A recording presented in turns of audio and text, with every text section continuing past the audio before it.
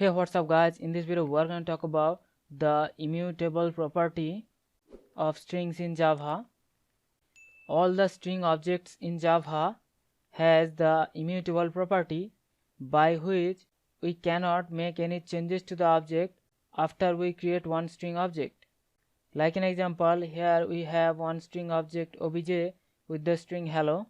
Now if we try to make changes to the object with the concat method and try to append the string welcome, so this will create a new string object rather than modifying the previous string object.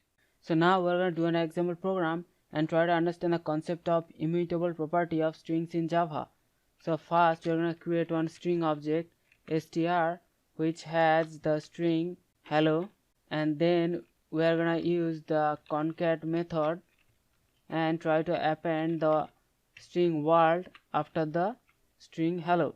So we are trying to modify the string object str with the concat method which appends the world after the string hello. So now we are going to print the str object onto the console. So I'm going to save the program. Now I'm going to compile and run the program.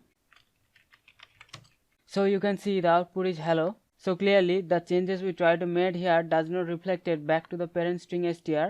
Instead it has returned a string, and the return string we are going to use in a new string object str2, and if we print that str2 onto the console, so we are going to save the program and we are going to recompile and run the program, and you can see the output is hello world. So the changes we tried with the concat method does not reflect it to the parent string str.